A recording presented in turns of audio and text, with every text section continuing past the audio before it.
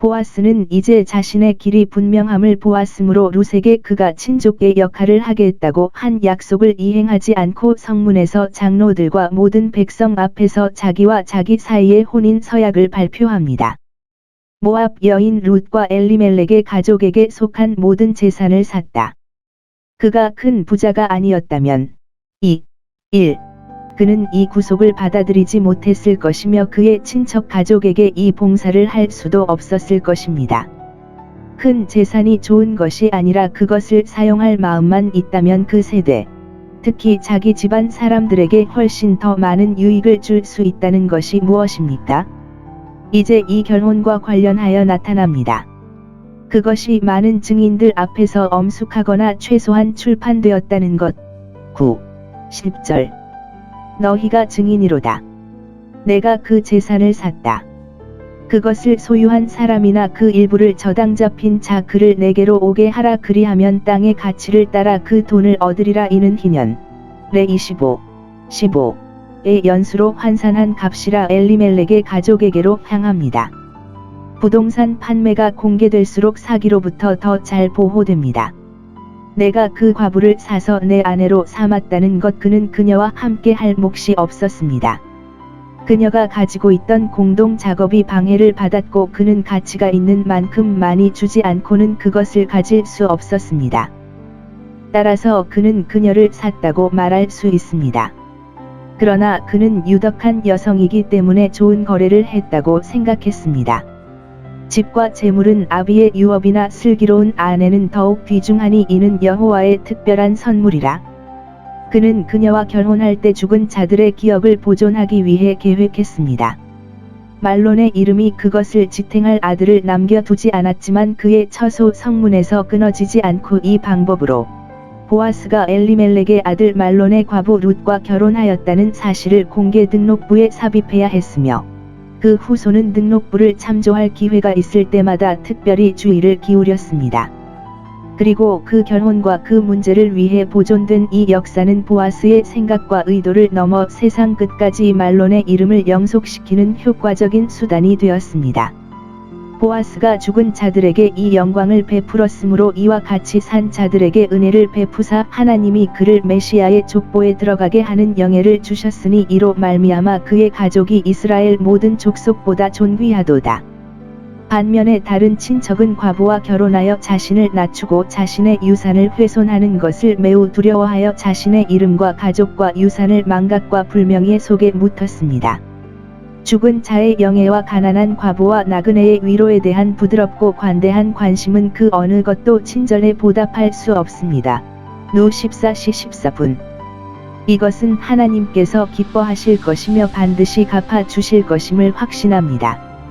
우리 주 예수는 우리의 고엘, 우리의 구속자, 영원한 구속자이십니다. 그는 보아스처럼 타락한 인류의 비참한 상태를 불쌍히 여겼습니다.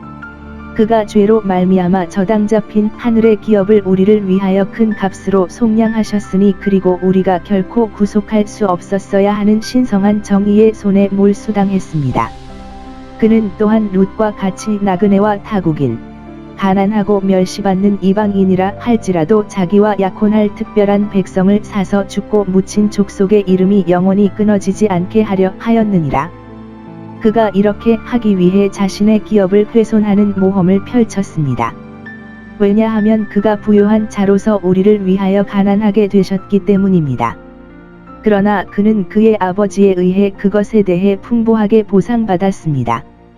그는 이렇게 자신을 낮추셨기 때문에 그를 지극히 높여 모든 이름 위에 그에게 이름을 주셨습니다.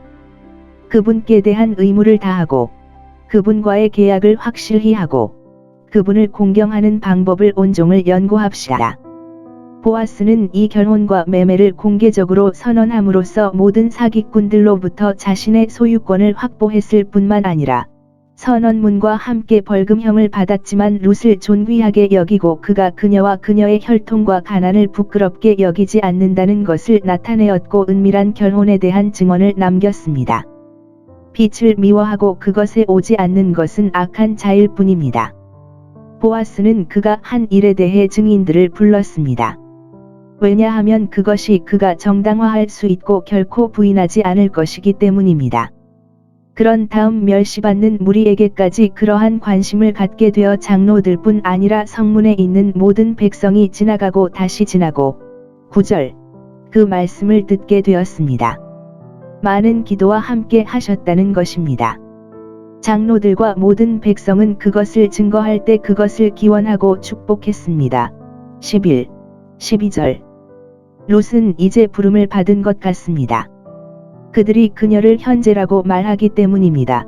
12절 이 젊은 여자 그리고 그는 그녀를 아내로 데려갔고 그들은 그녀를 이미 그의 집에 들어온 것처럼 봅니다. 그리고 신혼부부를 위해 진심으로 기도합니다. 연로한 장로가 이 기도를 하고 다른 장로들과 백성이 합하여 기도하였으므로 그들 모두가 말한 것과 같으니라. 공개 기도에서는 한 사람이 말하지만 우리는 모두 기도해야 합니다. 결혼은 축복을 받아야 하며 기도가 수반되어야 합니다. 왜냐하면 모든 피조물과 모든 조건은 우리에게 해당되며 더 이상 하나님께서 그렇게 하지 않으시기 때문입니다. 그러한 상태에 들어가는 사람들에게 모든 행복을 바라는 것은 예에 바르고 우호적입니다. 그리고 우리가 모든 선의 셈을 위해 기도해야 하는 선한 것. 말씀과 기도에 자신을 바치는 목사가 권면하기에 가장 적합한 사람인 것처럼 이 관계에 들어가는 자들을 축복하고 기도하기에 가장 적합한 사람입니다. 우리는 서로의 복리와 번영을 시기하거나 근심하지 않고 서로 소원하고 기도해야 합니다. 그들은 롯을 위해 기도했습니다. 주님은 당신의 집에 들어온 여자를 라헬과 레아처럼 만드셨습니다. 롯은 유덕한 여인이었으나 하나님의 은혜로 자신이 속한 가족에게 축복이 되게 하기 위해서는 친구들의 기도가 필요했습니다.